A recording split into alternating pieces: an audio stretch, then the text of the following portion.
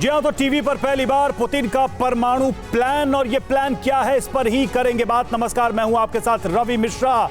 Ukraine की सेना इस वक्त रूस के खिलाफ जंग में कई मोर्चों पर लड़ रही है। पहला मोर्चा जमीन पर सीधा रूसी सेना के साथ, दूसरा मोर्चा समंदर में रूस की नेवी के साथ, तीसरा मोर्चा आसमान से रूस के प्रहार का जवाब। यानी एक तरफ तो यूक्रेन रूस की मजबूत सेना और विध्वंसक हथियारों का सामना कर रही है, वहीं दूसरी तरफ पुतिन की नई रणनीति जंग में यूक्रेन के लिए मुसीबत साबित हो रही है। काला सागर से लेकर अज़ोव सागर तक पुतिन ने यूक्रेन के लिए बारूदी जाल बिछाया है।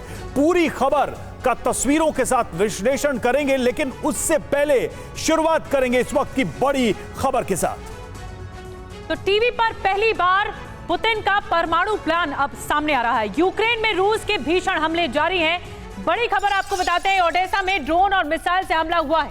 हमले में कई रिहायशी इमारतों को नुकसान हुआ है। रूसी सेना ने सूमी को भी निशाना बनाया है। तो रूसी सेना का ये जो ताजा प्रहार है वो ओडेसा में देखने को मिला, जहां पर रिहायशी इमारतों को नुकसान बनाया गया। जो रेसिडेंशियल इलाका है उसे नुकसान पहुंचाया गया है। सूमी को भी निशाना बनाया गया है।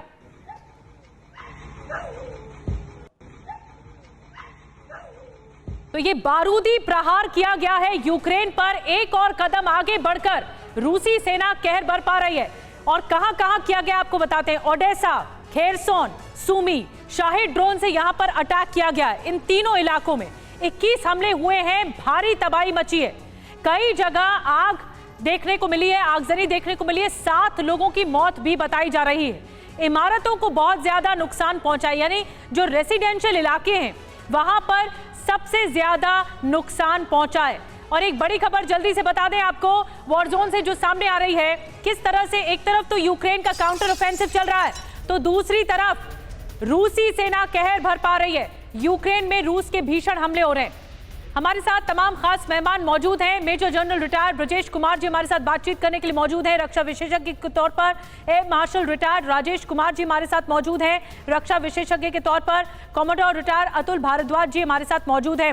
सबसे पहले, और मनीष झा भी हमारे साथ मौजूद है। सबसे पहले ब्रजेश जी, मैं आपके पास आ रही हूँ। मेजर जनरल ब्रजेश कुमार, आपको क्या लगता है, ये यूक्रेन पर अब ऐसा प्रहार है क्योंकि वो काउंटर ऑफेंसिव अब तक आगे बढ़ा रहा था अपने प्लान को, यहाँ तो पुतिन परमाणु प्लान ही लेकर आगे बढ़ गए। इतना जबरदस्त प्रहार जो कि रेसिडेंशियल इलाकों में निशाना साधा गया। देखिए, यूक्रेन का जो काउंटर ऑफेंसिव के बारे में बहुत चर्चा हो रही थी पिछले 2-3 महीनों से, और करीब जून के आखिर में उन्होंने ये अपनी जो ऑफेंसिव लॉन्च की। अभी अगस्त के महीने तक आते आते ये लगता है कि शायद उनकी क्षमता उतनी ज़्यादा नहीं है जितना सोचा गया था। और कल परसों उन्होंने थोड़ी सी निपर के क्रॉस खेरसोन इलाके में थोड़ी सी जीत हासिल की है। कर्च ब्रिज को विध्वंस किया 2 दिन पहले। तो छुटपुट घटनाएं ही हो रही हैं और उनका ऑफेंसिव शायद उतना कामयाब नहीं हो पाया। क्या वो रसद का इंतजार कर रहे हैं यूएस से? क्वाइट लाइकली कि वो उनको अपने म्यूनिशन सिस्टम का इंतजार कर रहे हैं। और दूसरी तरफ जहां रशिया की बात करें तो economic targets, infrastructure targets, flooding, ये करना उनकी आदत फिदरत रही गई। उन्होंने लड़ाई में खुद सेना का जो काम था वाग्नर ने काफी हद तक शुरू किया। बाख्मुत की विजय वाग्नर फोर्स में दिलवाई थी। बिल्कुल, फोर्सेस भी उनके साथ काम कर रही थी। तो ये जो हरकत कर रहे हैं, ये छुटपुट हथियार से, मिसाइल से वो हरकत कर रहे हैं, और एक स्टेलमेट सा चलता हुआ नजर आ रहा है। और ये तो लंबे समय से हम देख रहे हैं कि स्टेलमेट की स्थिति तो है ही है। कोई भी निर्णायक तौर पे अपनी जीत का दावा नहीं कर रहा। और देखिए, रूस के हमलों से यूक्रेन में भारी तबाही हुई है। डोनेस्क में यूक्रेन के 300 से ज्यादा सैनिकों की मौत की खबर है। कई जवानों के घायल होने की भी खबर सामने आ रही है। तो ताजा हमले में ये भारी नुकसान, इसकी बात कही जा रही है। 300 से ज्यादा जवानों की मौत की बात कही जा रही है। तो ये जो तस्वीरें आप देख रहे हैं ताजा हमलों की, ये तस्वीरें अपने आप में बता रही हैं कि स्टेलमेट जैसी सिचुएशन भले ही हो, लेकिन हर रोज नए हमले हो रहे हैं और इन हमलों में जबरदस्त तबाही भी देखने को मिल रही है।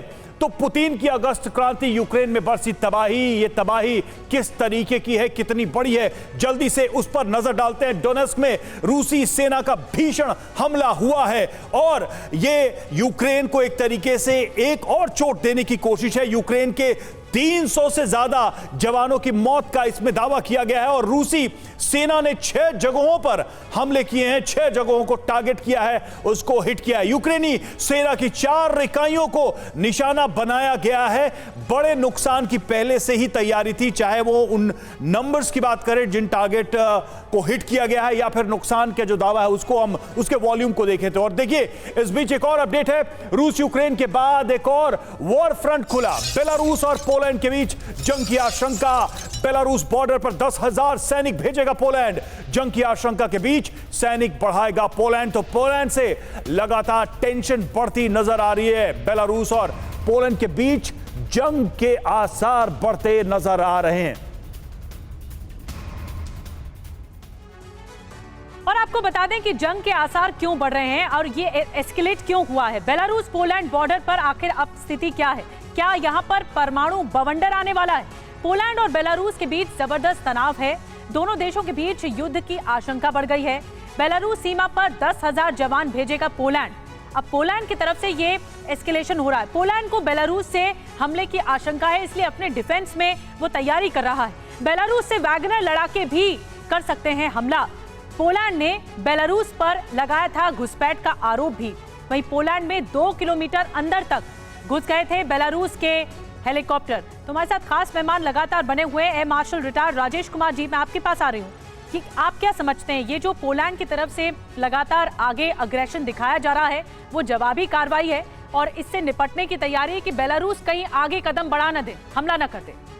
देखिए, पोलैंड का रवैया इस पूरे यूक्रेन और रशिया वॉर में हमेशा एंटी रशिया रहा है और ये आज की उनकी स्टांस नहीं है। बहुत पहले से जब भी किसी थिंक टैंक या कभी भी ट्रैक 2 में बात होती है तो पोलैंड का रवैया हमेशा रशिया के अगेंस्ट रहा है। वो भूल नहीं पाए हैं जो वर्ल्ड वॉर 2 के उनको जो जख्म दिए गए हैं वो अभी भी भरे नहीं हैं। तो उनका रवैया रूस के साथ हमेशा ऐसे ही रहा है।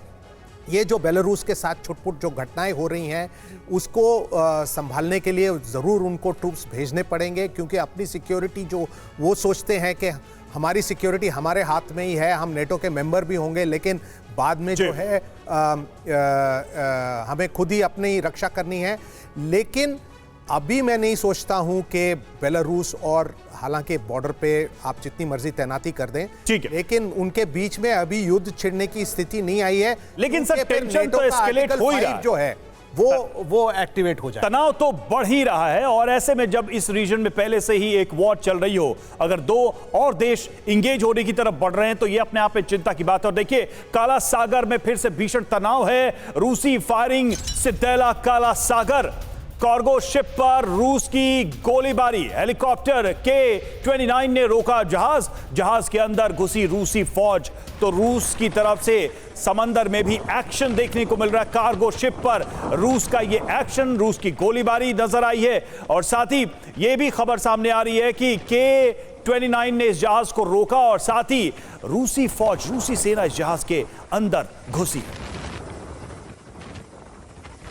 तो चाहे जमीन हो, आसमान हो या फिर समंदर, हर तरफ नई रणनीति के साथ रूस जो है हमला कर रहा है, घेरेबंदी कर रहा है। तो देखिए, समंदर में बारूदी विध्वंस देखने को मिल रहा है और काला सागर में रूसी सेना की गोलीबारी देखने को मिली है। समंदर में रूसी सेना ने कार्गो शिप को जबरन रोका, जबरदस्ती रोका, उस पर अटैक किया। रूस के हेलीकॉप्टर K-29 ने इस जहाज को रोका है। रूस की सेना ने हवाई फायरिंग भी की। यूक्रेनी जल क्षेत्र में पलाव का कार्गो शिप था और यूक्रेन का रूस पर अंतर्राष्ट्रीय कानून तोड़ने का आरोप भी सामने आया है। हालांकि ऐसे आरोप का जवाब रूस क्या देता है हम सभी जानते हैं। तो काला सागर में क्या ये बढ़ता तनाव विश्व युद्ध की तरफ दुनिया को धकेल सकता है? ये क्यों दावा किया जा रहा है? ऐसी आशंका क्यों है? वजह नंबर 1, समंदर में रूस ने तैनाती बढ़ाई है। वजह नंबर 2 कारण, दूसरा कारण कैलिबर मिसाइल से लैस 3 जहाज तैनात किए हैं। वजह नंबर 3, यूक्रेन की तरफ से भी तैनाती बढ़ी है, यानी कि रूस का जो भी एक्शन है उसको काउंटर करने के लिए यूक्रेन भी तैयार है। भारद्वाज सर, ये एकदम सीधा सा सवाल है, ये जो काला काला सागर में टेंशन बढ़ा है या रूस ने जो एक फ्रेश अटैक की शुरुआत की है, ये इस पूरे वॉर को क्या उस जगह पे ले जाएगा जिसे हम वर्ल्ड वॉर कहते हैं, जिसकी आशंकाएं पिछले कई महीनों से बनी हुई हैं? देखिए, जहाँ तक समुद्र का सवाल है, वहाँ पर जो वॉर का इंटरनेशनलाइजेशन होना सबसे इजी मसला माना जा सकता है। यहाँ पर अब रूस को अगर देखें तो उसने अपना जो दबाव ब्लैक सी पर है वो बढ़ाने की पूरी उसकी मंशा है और वो कोशिश भी कर रहा है। एक तो प्रेशर है, उसने ग्रेन्स जो ट्रीटी थी उसके साथ, उसके तहत वो निकल गया और अब जो ग्रेन एक्सपोर्ट्स हैं जो यूक्रेन से, उसके ऊपर बहुत भारी प्रेशर है। यूक्रेन ने कुछ दिन पहले अगर आप देखेंगे तो एक ह्यूमैनिटेरियन कॉरिडोर एस्टैब्लिश किया, जिसके तहत उन्होंने कहा जो जहाज़ 2022 से फंसे पड़े हैं, जो जहाज़ कार्गो शिप्स जो फंसे पड़े हैं, जो नहीं निकल पा रहे हैं बिकॉज ये रूस का जो ब्लॉकेड है, वो अब उसको उस जगह से निकालेंगे उन जहाज़ों को जी। अब रूस की जो ब्लॉकेड है, जो रूस की नेवी ने जो ब्लॉकेड एस्टैब्लिश किया है पूरे समुद्र में, वहाँ ब्लैक सी में, उसको टेस्ट करता है ये सब। ये बताता भी है कि किस तरह से रूस अपनी मंशा के तौर पर आगे बढ़ रहा है और उसे घेरने की रणनीति आती है, इस वजह से ये अब समंदर में घेरने की कोशिश की जा रही है। मैं आऊंगी सर आपके पास, एक जल्दी से बड़ी खबर बता दें, अजोव सागर में रूस का एक्शन देखने को मिला है। रूस के बॉम्बर ने क्रूज मिसाइल दागी है, Tu-22 बॉम्बर ने क्रूज मिसाइल दागी है। अजोव सागर में एक और एक्शन, रूस का Tu-22 बॉम्बर ने मिसाइल दागी है।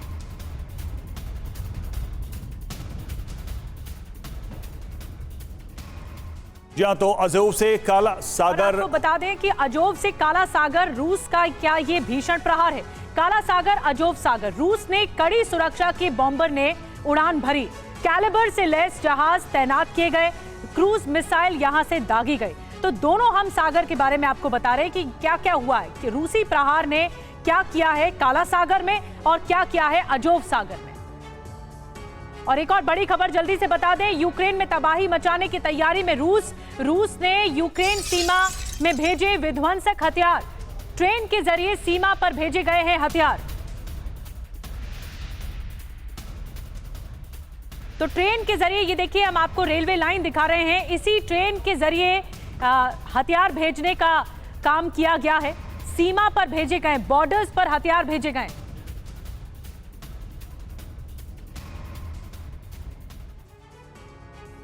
और Tu-22 बॉम्बर को लेकर जितनी जानकारियां सामने आ रही है वो भी हम आपके सामने रख रहे हैं कि ये बॉम्बर अपने आप में कितना खतरनाक है, कितना घातक है। जल्दी से इसको समझते हैं। सुपरसोनिक लॉन्ग रेंज बॉम्बर है ये, परमाणु हमले की ताकत रखता है, रडार भी इसे पकड़ नहीं पाता। 5100 किलोमीटर, जी हां 5100 किलोमीटर की दूरी तक हमले में ये सक्षम है। अधिकतम रफ्तार 2300 किलोमीटर प्रति घंटा है।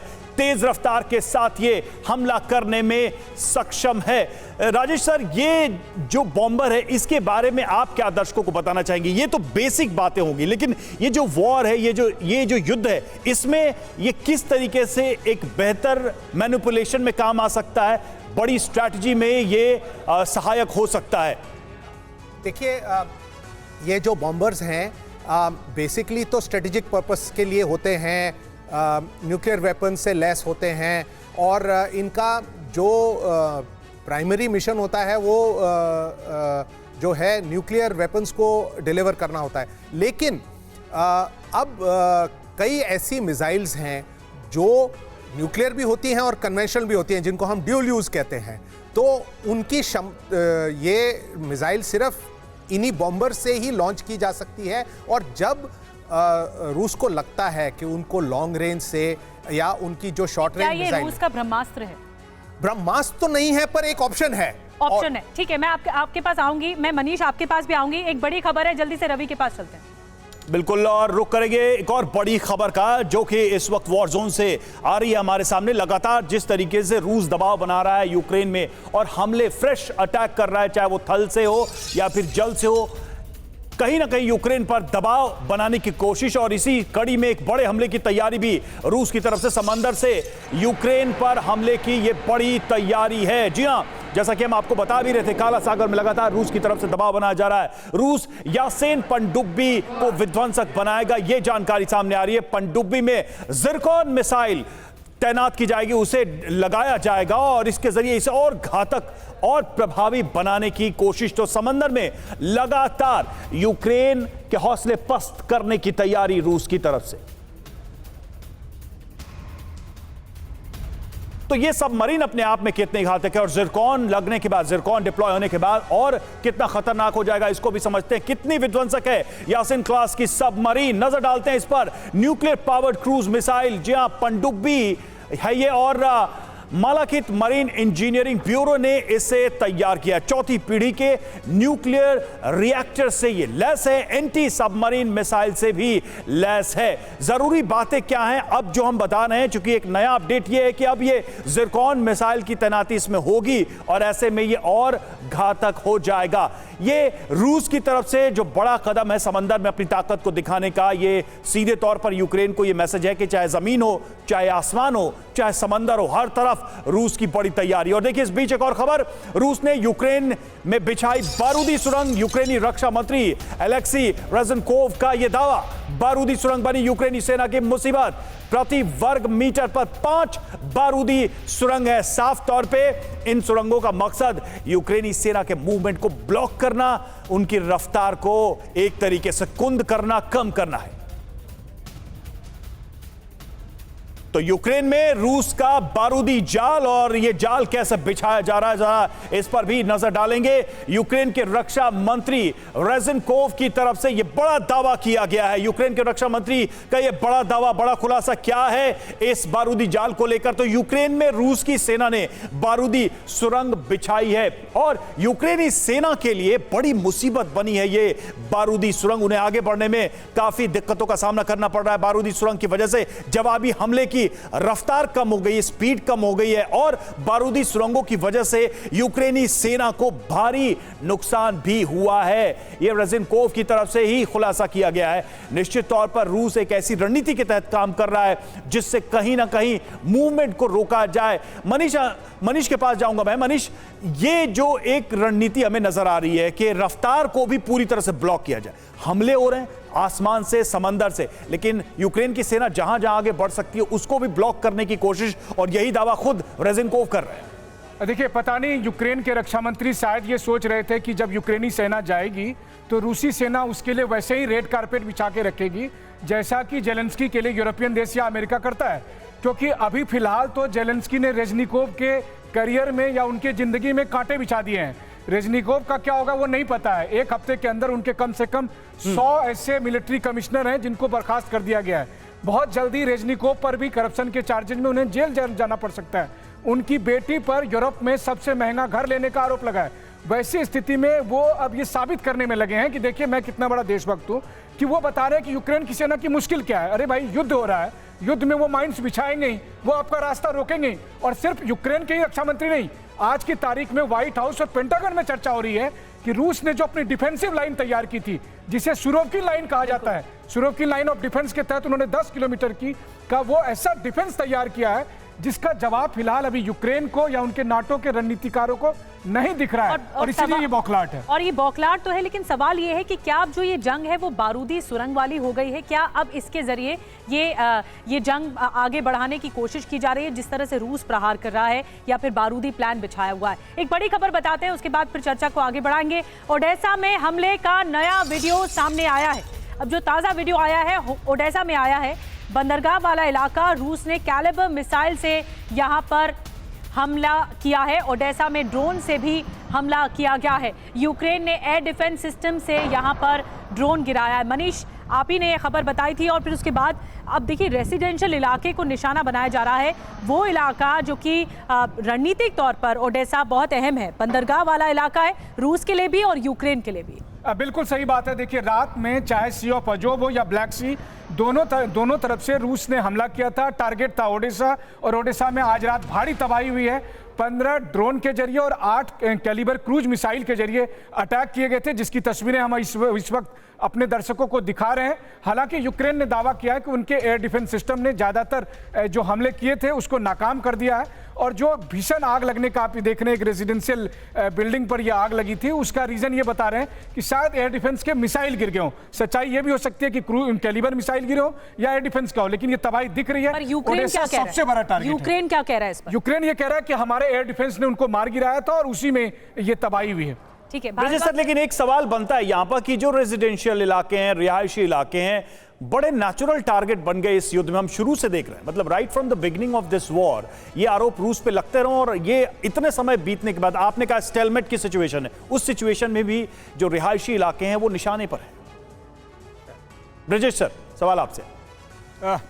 बिल्कुल सही कहा। देखिए, it's not from a position of strength कि आप रिहायशी इलाकों पे हमला करते हैं, और दूसरी बात, ये जो हवाई से हमला करते हैं उससे मोरल डाउन हो सकता है, कंप्लीट डिस्ट्रक्शन नहीं होता है। That is not a solution actually per से।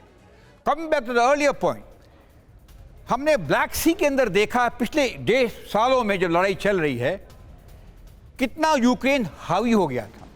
जो उनका फ्लैगशिप था रशियन एडमिरल्टी का, उसको डुबोया था। उनके जो पेट्रोलियम इंस्टॉलेशन थे पोर्ट पे, उसको मार गिराया था। कर्च ब्रिज के ऊपर तीसरा हमला परसों हुआ है। इसका मतलब इसके काबू में करने के लिए जो हमको दिख रहा है वो रशिया की या बॉम्बर्स जो बता रहे थे आप, Tu-22 जो अज़ोव भी दिखे हैं, या तो it's a reaction to that. जैसे मोटे तौर पे ये हम जरूर कहेंगे कि लड़ाई का वो पहल आ गया है, स्टेज आ गया है, जो स्टेलमेट की दिशा में ही चल रहा है। छिटपुट चीजें होती रहेंगी जब तक भारी मात्रा में सामग्री। मतलब आप ये कह रहे हैं ब्रिजेश सर कि अब वो स्टेज है कि जब स्टेबिलिटी बनाने के लिए कि वॉर तो चलती रहे, लेकिन वो छुटपुट घटनाएं भी होती रहे साथ साथ और सुर्खियां आती रहे सामने। मैं आऊंगी आपके पास। एक और बड़ी खबर, रूस का यूक्रेनी सेना पर ताबड़तोड़ प्रहार सामने आया है। रूस देखिए लगातार निशाना साध रहा है यूक्रेन की सेना पर, यूक्रेन के कई इलाकों में, जिसमें से ये इलाका भी मौजूद है। ताबड़तोड़ प्रहार यहाँ पर किया गया है। ये फ्रेश वीडियो सामने आया है इस वक्त वॉर जोन से, जहां पर ताबड़तोड़ प्रहार किया जा रहा है। सर, मैं आपके पास आ रही हूँ। ये जो अभी सिचुएशन आपको लग रही है, क्या आप भी इस बात से इत्तेफाक रखते हैं कि ये युद्ध की ऐसी कंडीशन है जहां पर सिर्फ दोनों तरफ से युद्ध जारी रहे, इस पर काम हो रहा है? देखिए, युद्ध जारी रहे ये तो जरूर है, और जो डिफेंसिव लाइन है रशिया की वो अभी तक बहुत स्ट्रांग है और होल्ड कर रही हैं। तो नेचुरली अब वो नए फ्रंट खोलेगा, और यूक्रेन में कैजुअलिटीज़ काफ़ी ज़्यादा हुई हैं। उनके जो फॉरेन मर्सनरीज हैं वो भी छोड़ के भाग रहे हैं, तो उनके पास मैन पावर की कमी है। और ये अवसर देखते हुए तो काउंटर ऑफेंसिव पर सबसे बड़ा डेंट है ये जो वक्त है। बिल्कुल डेंट है, और ये बहुत बड़ी वल्नरेबिलिटी है यूक्रेन की कि अगर उनकी कैजुअलिटीज़ बढ़ती रही तो वो धीरे धीरे सारे फ्रंट्स पे उनका जो एफर्ट है वो ढीला हो जाएगा। तो इसीलिए अब जो भी जो फोकस है रशिया का, वो कैजुअलिटीज पे ज्यादा है। और जो उन्होंने देखा है जहां पे यूक्रेन के ठीक है सर, और जैसे वो टीयू की बात कर रहे थे, वो नए तरीके से अटैक करने की कोशिश कर रहे हैं ताकि वहां पे भी उनके डिफेंसेस डाइल्यूट हो। बिल्कुल, वॉर जोन से तमाम अपडेट्स हम आपको देते रहेंगे, लेकिन इस बीच देखिए किम जोंग को लेकर एक खबर सामने आ रही है। अमेरिका से तनाव के बीच किम जोंग की रणनीति। किम जोंग ने विध्वंसक हथियारों का निरीक्षण किया। किम जोंग ने मिसाइल कारखाने का दौरा किया। किम जोंग ने बख्तरबंद गाड़ियों को भी देखा। तो किम जोंग से जुड़ी ये खबर देखिए ऐसे समय में आई है जब दुनिया के अलग अलग हिस्सों में तनाव बढ़ा हुआ है और किम जोंग के काम करने के तरीके को पूरी दुनिया जानती है। इस बीच ये तस्वीरें सामने आई हैं। विध्वंसक हथियारों का निरीक्षण किया गया, इन तस्वीरों को जारी किया गया। मिसाइल कारखाने का भी किम जोंग ने दौरा किया है। ये तस्वीरें आप देखिए। एक बहुत छोटा सा कमेंट, एक आखिरी सेंटेंस में मैं आपसे सवाल करूंगी। देखिए, मैं ये कहना चाहूँगा कि जो काउंटर ऑफेंसिव यूक्रेन ने लॉन्च किया था वो एकदम फेलियर हो चुका है। उसके चलते तहत वो क्या कर रहे हैं अब कि वो जो है ब्लैक सी में अपना प्रभाव डालने की कोशिश कर रहे हैं। एक पोलैंड के साथ बेलारूस में एक नया फ्रंट ओपन करने की कोशिश कर रहे हैं नेटो की मदद से। तो वो काउंटर ऑफेंसिव को, ठीक है, कुल मिलाकर परिस्थिति ये है कि वॉर जोन में लगातार ताबड़तोड़ हमले रूस की तरफ से किए जा रहे हैं और यूक्रेन भी अपना काउंटर ऑफेंसिव तो आगे बढ़ा रहा है, लेकिन ये युद्ध और ज्यादा विध्वंसक होता जा रहा है और ज्यादा भीषण होता जा रहा है। बहुत बहुत धन्यवाद आप तमाम खास मेहमानों का हमारे साथ जुड़ने के लिए इस खास पेशकश में।